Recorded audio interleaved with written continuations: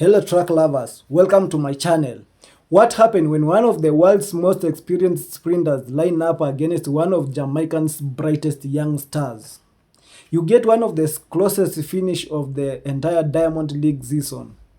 In a race that came down to just 6 thousandths of seconds, 20-year-old Tia Clayton delivered the biggest statement of her career, defeating Olympic finalist Maria Jose Talu Smith in dramatic fashion. This wasn't just another Diamond League. It was a powerful message to the entire track and field.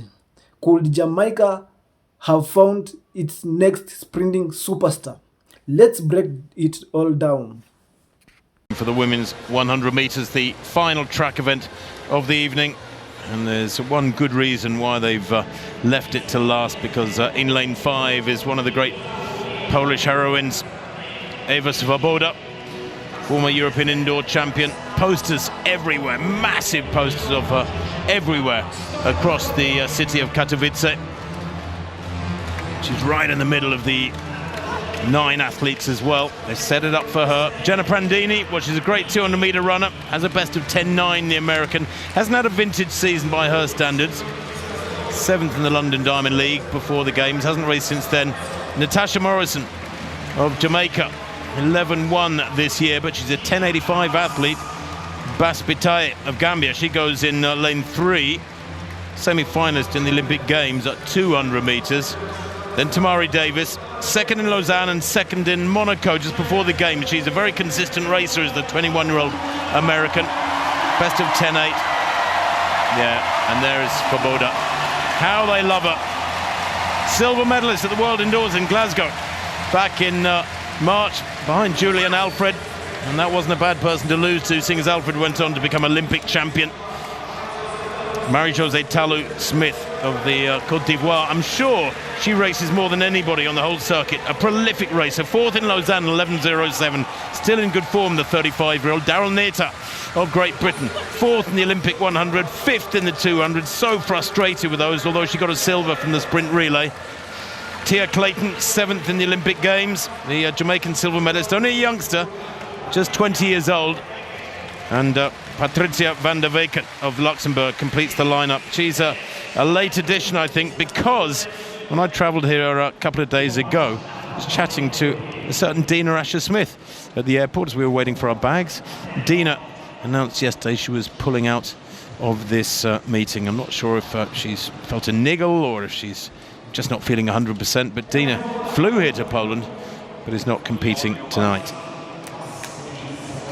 So the meeting record, well, it's a rather impressive one. I'm not sure we'll see an extra one added in this race. 10.66 by Shelly-Ann Fraser-Price of Jamaica a couple of years ago.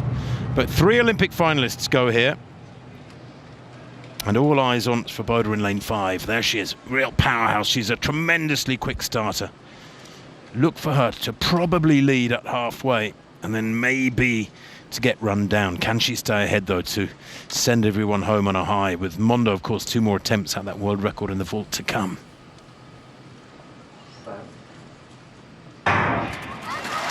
Well, a really good start from Tamari Davis there, 4th from right. Swoboda's got some running to do here yet. I don't think she's going to win this one.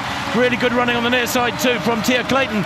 Tia Clayton takes it there on the near side, I think. Probably the shortest athlete in the race and the youngest at 20. The Jamaican in lane 8, I think, just nicked that. 10.81. Well, it is super fast. That's the 5th fastest time in the world this year. And for Clayton, it is indeed a new lifetime best by a pretty big chunk. 10.83 she's given, in fact, but it is nonetheless a lifetime best. Swoboda didn't get her usual bullet start from lane 5. Wasn't able to get the blood up for the crowd through the first half at least. But Clayton, well, she's similarly small in stature, but boy, did she hold her form well through the second half and just hung on there because it was really tight, Hannah. I don't think there was a lot in it. Let's have a look at the times. 10.83, 10.83, 10.84. Big finalist, 2nd in this event last year. Smith in 5, Lowe in 7, and Baker in 8. Expect Clayton to get out quickly. Set. And Clayton gets out quickly. Smith goes with her. Here comes Alana Reid as well. It's Tia Clayton. Janelle Smith trying to stay with her. But looking smooth and easy is Tia Clayton as she comes across the line. 11:16 the flash time. Ahead of Janelle Smith and Alana Reid. Those three go through automatically. I have to tell you, people have been asking me all week for the last 2 weeks, how is Tia doing? How is Tia? Tia just told you 11:21. The first mark put down 11:20, but we should point out the wind in this race a negative 2.6. Yeah, a great start from Janelle Smith, but Tia Clayton fabulous out of the blocks. Alana Reid trying to stay with her, but as Bruce said, Janelle Smith coming back to good shape and good form this year. But Tia Clayton, the Olympic Games finalist, eases down to take the win. A little kinesio tape on the right hamstring, but Bruce said questions answered so far. She's in good shape and she gets through the first round. As the results coming up on screen now, Tia Clayton 11.21, second Janelle Smith 11.28, Alana Reid third 11.42, and Alia Baker running out the top four 11 point. Welcome once again. The Diamond League meeting in Silesia, Poland brought together some of the fastest women on the planet. Every lane was filled with the elite talents, Olympic finalists, experienced veterans, and rising stars all had one goal: cross the finish line first. Among them stood Jamaican's young sensation, Tia Clayton. Although many fans already knew about her incredible potential, this race represented another opportunity to prove she belonged among the world's elite. Standing in her way was one of the most respected sprinters in history, Maria Jose Talou Smith from Cote d'Ivoire, known for explosive start and consistency at the highest level. Talou Smith has spent years competing against legends like Shalane Fraser, Elaine Thompson-Herah, and Shakari Richardson. Many expected her experience to make the difference, but Tia Clayton had other plans. A battle from the starting gun. As the athletics settled into their block, their tension inside the stadium was impossible to ignore. One mistake, one slow reaction, one tiny stumble could determine the winner. The gun fired. Just as they expected, Maria Jose Talou Smith exploded from the block. Her trademark start immediately put her slightly ahead of the field. For the first half of the race, it looked like experience was going to win once again. Tia Clayton was close, but not quite in front. However, championship races are rarely won in the first 40 meters. They are often decided by who finishes strongest. And that is exactly where everything changed.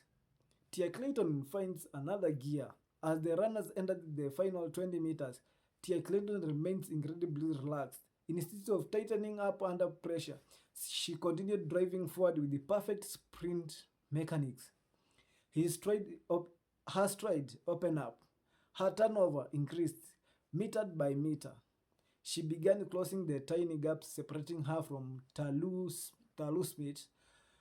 The crowd could barely tell who was leading. Both women leaned desperately towards the finish line.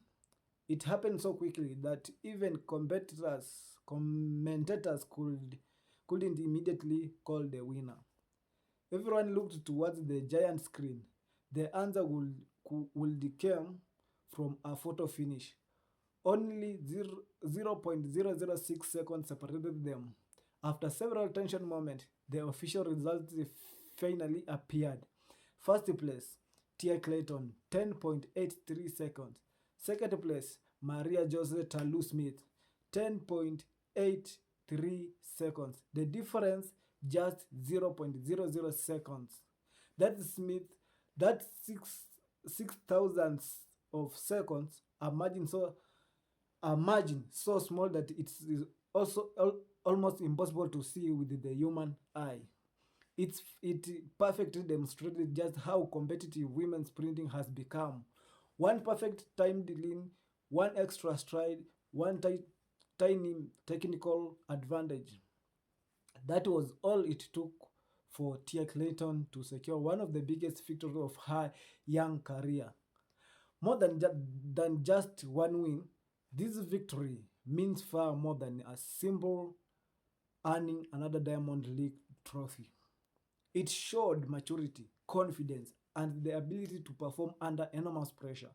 Many young sprinters possess incredible speed, but very few remains calm enough to chase down an experienced champion in the closing meters of a world-class race. Tia Clayton did exactly that. Instead of panicking when she was leading early, she trusted her race plan. That patience paid off. That performance also confirmed that Jamaica's sprint pipelines remain incredibly bright. As legendary name gradually moved towards the later stage of their careers, a new generation continues to emerge. Athletes like Tia Clayton are proving that Jamaica's tradition of producing world-class sprinters is far from over. A bright future ahead. At only 20 years old, Tia Clayton still has tremendous room for improvement. Every Diamond League race gives her more confidence, more experience, and more belief that she belongs among the world's fastest women. If she continues developing at this pace, there is every reason to believe she could become one of Jamaica's biggest stars over the next several seasons. Victories like these don't happen by accident. They are earned through discipline, preparation, and the courage to compete against the very best. This race showed exactly why so many people are excited about her future. Final thoughts.